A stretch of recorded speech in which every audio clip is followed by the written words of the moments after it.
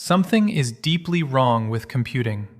Not wrong in a minor, inconvenient way. Wrong in a way that has shut the majority of the human race out of the digital world entirely and kept them out for 80 years. About 26% of the world's population do not use the internet. Approximately 60% of the world's population do not own or regularly use a computer.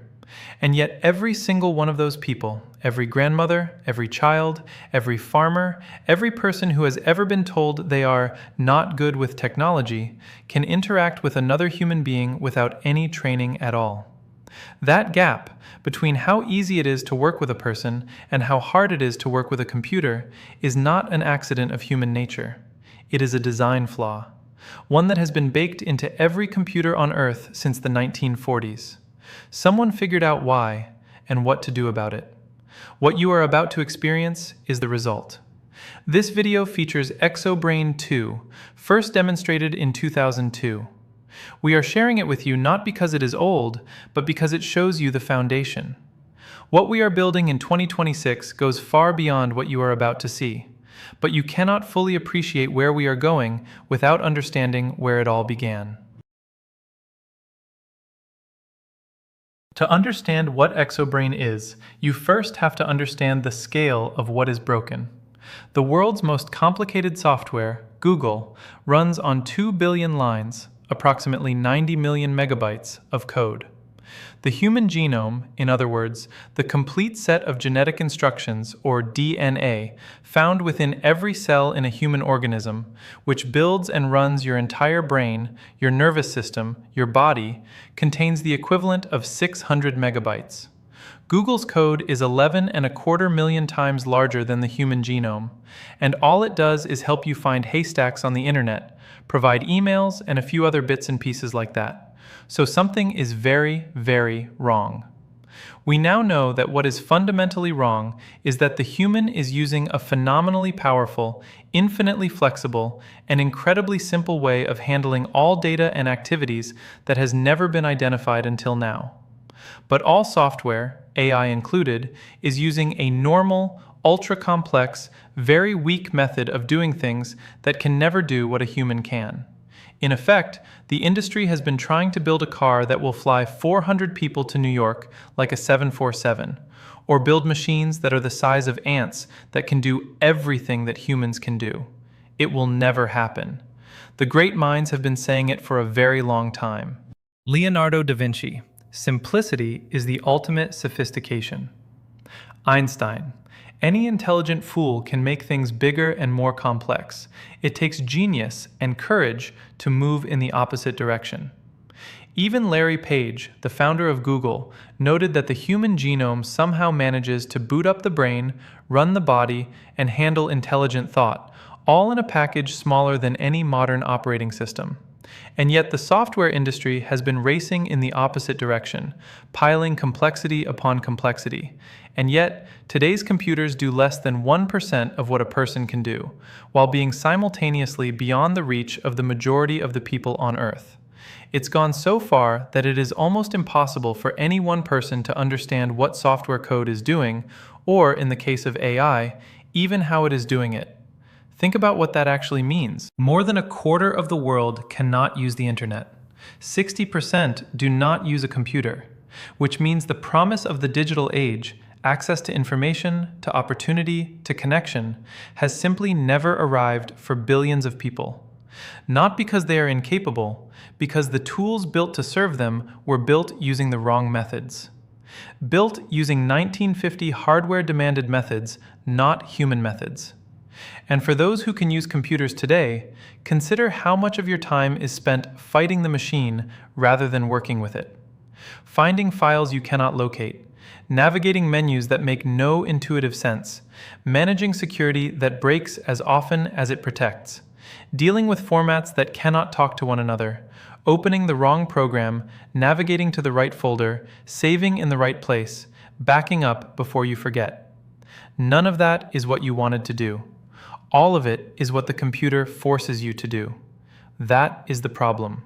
It is 80 years old, and it has never been solved. Until now. And what that means for you, personally, is bigger than you might think. In 1996, Peter Warren did something almost no one in the technology world had done before. He went back to first principles. He stopped asking, how do we improve what already exists, and started asking, what should computing actually be? And the first place he looked was the time before computers, when all computing was done by people. What he found stopped him cold.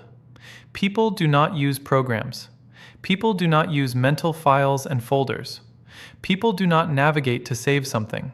And people certainly do not need a security industry to protect them from being hacked. When you ask a person something, they find it. When you tell a person something, they remember it. When you ask a person to do something, they do it, without asking you to start the right application first. The classic computer makes you do things backwards. You cannot ask it anything at all until you have told it which program to use. Imagine asking your assistant what Bill's phone number is, and they reply, "Please tell me which program you want me to use before I can help you." You would think that person was completely insane. The fact that a computer does it does not make it any less insane. Elon Musk calls this approach first principles. Go back to what is fundamentally, indisputably true, and reason upward from there. That is exactly what Peter Warren did, and the conclusion he reached was very much at odds with everything the software industry believed. The question became, what if we built a computer that works the way people work? What if we made a computer as easy to use as using another person? What if we removed everything you have to do with a computer that you never have to do with a person? What if we added in everything which people do with one another which computers do not do? The answer to those questions is ExoBrain. ExoBrain is not a better computer. It is the first computer that was built for people rather than for engineers. The first thing ExoBrain eliminates is the nightmare of computer security. Today's computing is, at its foundation, an open system. Anyone sufficiently motivated can find a way in. Entire industries exist just to stop them, and they fail, routinely and spectacularly. 50 million credit card numbers lost at a single retailer. Ransomware locking hospitals out of patient records. Security patches that break the systems they were meant to protect. This means that for hundreds of millions of people, the computer they rely on is a source of constant anxiety. They do not know if their data is safe. They do not know if that email is real. They have learned to live with the worry because they had no other choice. ExoBrain goes in the opposite direction. It starts closed. It can't even read, let alone execute, any code which does not arrive from its mother ExoBrain. Apart from emails, whose code it cannot execute if they contain any, there are only two ways in: a known user logging on, or a communication arriving correctly encrypted from its mother ExoBrain. Everything inside is encrypted at military grade, even while running. A hacker who spent 2 weeks cracking one ExoBrain would find it gave them no access whatsoever to any other. The security problem is not patched. It is solved at the foundations, which means people who use ExoBrain can stop worrying and start working. The second thing ExoBrain eliminates is programs. Programs are a solution invented in the 1950s, when computers could barely add numbers together. Nobody, in the decades that followed, stopped to ask, what does the human user actually want? The answer, it turns out, is that people do not want programs at all. They want to get things done. A program forces you to work backwards. Before you can do anything, you must choose a program. Before you can tell a computer what you want, you must tell it what tool to use. This is the opposite of how every human interaction works, and it is one of the reasons half the world has never really managed to use a computer successfully. ExoBrain replaces programs with Exo apps, assembled from completely independent building blocks, the way Lego bricks are assembled. Any look, any function, any data, any number of views of the same information, no programming required to build or change them. Which means the barrier between a person and what they need to do simply disappears. The third thing ExoBrain eliminates is forced misclassification of data. Today, programs force you to classify your information by what the program can do with it. Word documents, spreadsheets, presentations. But that is not how people think. People think in terms of what the information is: a letter, a note, a project, a person, a conversation. ExoBrain lets you work with data the way you naturally think about it, and then do whatever you need to do with it, unconstrained by what a programmer decided was possible.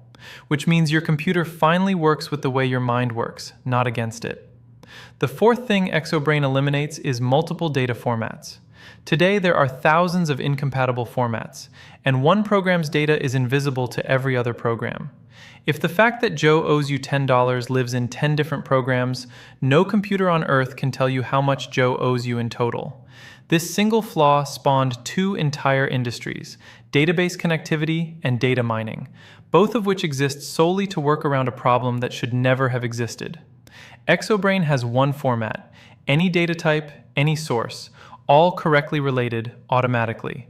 So the question gets answered, which means for the first time, a computer can actually think across all its own information the way a person can. ExoBrain also eliminates files and folders, the need to navigate to save something, the need to navigate to find something, the requirement to visit different parts of the computer to do different things, and, might I add, the ordeal of backups. You do not tell ExoBrain where to save something, you just save it. You do not navigate to find something. You tell ExoBrain what you remember about it, and it finds it, the way a good secretary would, by asking a clarifying question if needed, never by dumping a haystack in your lap and leaving you to find the needle yourself. And backups happen with one button, or automatically, invisibly, without interruption. Which means that for the first time, the experience of using a computer feels the way it always should have felt: natural, immediate, and human. When ExoBrain was demonstrated to members of the general public, people who had never used it before, nobody needed help. Nobody. Over 70% wanted to buy it immediately. That is what removing 80 years of friction feels like. Removing what should never have been there was step one. Step two is giving computers the ability to do the 99% of things people can do that no computer has ever been able to do. And this is where ExoBrain becomes genuinely extraordinary. People adapt how they communicate depending on who they are talking to. You do not speak to a 5-year-old the way you speak to a surgeon. You do not use the same words with a first-time user as you do with someone who has spent decades in front of a screen. Until now, every computer in the world has spoken to everyone identically. Whatever some programmer in a software factory decided years ago is what everyone gets. In ExoBrain, every word on every screen can be changed. Many different interfaces can be built in the same ExoBrain that are perfectly suited to a child, to an expert, to a non-English speaker, to a person encountering a computer for the very first time. The interface can evolve as the person becomes more confident, automatically shifting to show more or less detail as needed, which means a computer that genuinely meets people where they are, rather than demanding they meet it where it is. ExoBrain also adds help the way a person adds help, not a static manual buried in a folder no one can find. It can walk you through each step, one at a time, in plain language. It shows help precisely where you are looking. It gives a newcomer everything they need and an expert nothing they don't. And then there is the part that nobody sees coming: exo-personalities. An exo-personality is a complete transformation of the ExoBrain interface. Every screen, every word, every color, every prompt built around a consistent character. A celebrity, a cartoon, a school theme, an environment. When ExoBrain was placed in a school in Florida, the pupils created their own personalities without being asked. They built their school's identity directly into the computer, spontaneously, because they could. Which means a computer that people are not afraid of. One that feels familiar, even warm. One that invites engagement rather than demanding tolerance.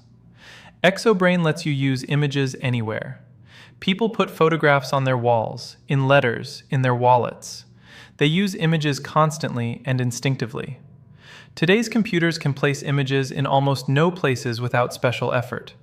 ExoBrain lets you put any image on any button, any screen, any application, any desktop, in any shape, anywhere. Just a couple of clicks. which means the computer becomes a mirror of real life. And when the computer mirrors real life, anyone can use it because everyone already knows what real life is. ExoBrain adds desktops in an entirely new sense. People live in houses. Houses have rooms. The kitchen has what you need to cook. The office has what you need to work. The games room has what you need to play. Everything for each activity is assembled in the right place, ready when you arrive. Today's computer crushes everything into one screen. The kitchen, the office, the games room, the garden shed, all compressed into a space a couple of feet square. Finding what you need requires knowing the system. Knowing the system takes years. ExoBrain gives you exo rooms, each one set up for a purpose, each one with the tools assembled for what happens there. You can name different areas of an exo room the way you would name corners of a room. You can have as many exo rooms as you like. You can move between them the way you move between rooms in a building, knowing exactly where you are and exactly what is available to you. Which means the computer becomes a place you can live and work in, rather than a system you have to fight your way through. Imagine a world where the entire population could only communicate by sending physical letters. No conversation, no telephone, no calling across the room. People in that world would move at a crawl, and their ability to help one another would be almost nothing. That is the world computers live in today. They send files. That is essentially it. They cannot talk, they cannot ask, they cannot fetch, they cannot collaborate. They are, in effect, mute. ExoBrain changes that. Two ExoBrains can chat in real time, securely, encrypted, instantly. One ExoBrain can send anything it contains to another, a letter, a menu, an application, an entire desktop, and it appears on arrival. Multiple ExoBrains can work on the same document simultaneously, each person's changes appearing on everyone else's screens moments later. One ExoBrain can reach across the world to another ExoBrain, find what it needs, and bring it back, without any human on either end having to do anything. Think about what that makes possible. A manager needs the total sales figure from 10,000 stores across 12 countries. In today's world, that is a project. In ExoBrain, it is a single instruction. A teacher in Paris works through a problem on screen, and every student in every city watching sees the changes in real time. A new employee arrives on their first day and receives every tool, every application, every permission they need, sent directly to their ExoBrain in minutes. One IBM executive who previously managed global e-business implementation for IBM Corporate spent 8 hours with ExoBrain and said, "I have never seen anything like ExoBrain. Within 8 hours of installing it for the first time, I had built an application, sent it to 2 other systems, searched those systems remotely, and moved data back and forth between all of them." The ExoBrain Any Data Anywhere capability is, in one word, unreal. This is not a person who is easily impressed. This is someone who has built and deployed enterprise systems at the highest level in the world. And this is what ExoBrain did in 8 hours. ExoBrain also introduces the ExoWeb, a web composed entirely of ExoBrains, where data stays where it was created, and where browsing retrieves not just information, but the full functionality to work with it. When you find something on the ExoWeb, what arrives is not just data, it is an Exo app, ready to use, ready to customize, ready to do something. The web as it exists today is a library with no librarian and no way to act on what you find. The ExoWeb is something fundamentally different. Anyone with no programming knowledge whatsoever can build an Exo app in ExoBrain. Point and click. And the moment a new Exo app is born, it has the full communications ability of the entire ExoBrain system available to it instantly. In testing, 14 ordinary, non-programming people were given a working ExoBrain for 1 week with almost nothing on it. By the end of that week, they had created tens of Exo apps. Address books, recipe collections, purchase orders, HR evaluation tools, games, health trackers, school timetables. Some of them were quite sophisticated, and not a single line of code was written, not by any of them. Let that sink in for a moment. We live in a world where code runs everything, where entire industries exist just to write it, teach it, and manage it. And these 14 ordinary people, people just like you, built tens of them without a single line of it. Stunning. And they did not stop there. They started sending their Exo apps to each other. The apps spread from person to person, each one customizing and passing them on. That is how ExoBrain grows, not from a factory, but from the people using it and changing it to suit their needs. A notice board became something resembling Twitter in 15 minutes. An inventory application became a wine auction in 45. The auction became a car parts exchange. The car parts exchange became a different car parts exchange. Something resembling Facebook, with chat, posts, a marketplace, and games, took 4 hours. 6 hours of work, 1 mouse, 1 keyboard, 5 distinct applications of varying sophistication. Which means that when ExoBrain is in the world, the question is not, what can it do? The question is, what the billions of people using it will choose to build. Now, the answer to that question has never been answered before, because this has never existed before. Everything described here, the security, the Exo apps, the single data format, the communications, the personalities, the desktops, the creation tools, all of it flows from one discovery. People and every genuinely powerful system in nature, genetics, Lego, music notation, binary code, operate on a single underlying principle. A principle so simple and so elegant that once you understand it, you cannot unsee it. It appears to be the basic method nature itself uses to build things. Everything in ExoBrain is built on that same principle. That is why anything in ExoBrain can connect to anything else. That is why a new Exo app has the full power of the system the moment it is created. That is why, just like a human working on the same principle, the ExoBrain has no limits that have so far been found. And that is why the launch version of ExoBrain will include comprehensive everyday English language control. Sometime after that, anyone, anywhere, in any language will be able to simply tell ExoBrain what they want done, and ExoBrain will ask what it needs to know and then do it. And by the way, not a voice assistant that recognizes commands from a fixed list. A system that understands the way a person understands, because it is built on the same principle people use. A 5-year-old demonstrated this with Jill, ExoBrain's proof of concept prototype.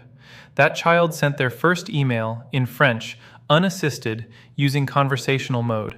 The computer asking what it needed to know, the child answering, the computer acting. No menu, no program, no navigation, just a conversation. And that is what the future of computing looks like. Bill Gates said, "If you're going to break through on artificial intelligence so machines can learn, that's worth 10 Microsofts." Stephen Hawking said, "Success in artificial intelligence would be the biggest event ever in human history." ExoBrain is not artificial intelligence in the popular sense. It is something more fundamental. It is the infrastructure on which real artificial intelligence becomes possible, because ExoBrain works the way people work. Not the way engineers in the 1950s worked with what they had. We are not building another app. We are not building another operating system. We are beginning a new family of computing, the first genuinely new family since the 1940s. Windows, Android, iOS, they all belong to one family. Under the hood, they share the same foundations, the same limitations, the same 80-year-old design decisions that have kept the majority of humanity locked out. ExoBrain shares none of those foundations. ExoBrain comes from a completely different place and goes somewhere the soon-to-be obsolete world of computing cannot follow. ExoBrain is a newborn today. It crawls, it dribbles a little, it does not always stand up perfectly, yet. But it has a brain, which is more than you can say for anything else claiming to solve these problems. Now you have a choice. You can watch from the outside as this unfolds. That is a perfectly valid thing to do. The world is full of moments that turn out to matter, and it is not always easy to know which ones they are until they have already happened. But the people who were in the room when it happened, who chose to be there rather than wait and see, they are the ones who never had to wonder what might have been. Or you can be part of building it. If you are a builder, someone who wants to contribute to something that has never existed before, ExoTech is looking for people who see what this is and want to help shape it. Those who prove their value now will have a place on the team as this moves forward. And if you are an investor, someone who understands what it means to be present at the beginning of a new computing era, this is that moment. The people who recognize it early are the people who will look back on this as the most important decision they made. The people who helped build the internet did not know exactly what it would become. Neither did the people who backed it early. What they knew was that something fundamental had changed, and they wanted to be on the right side of that change. This is ExoBrain 2, and the Exo era is coming. The question is whether you will be part of it or not.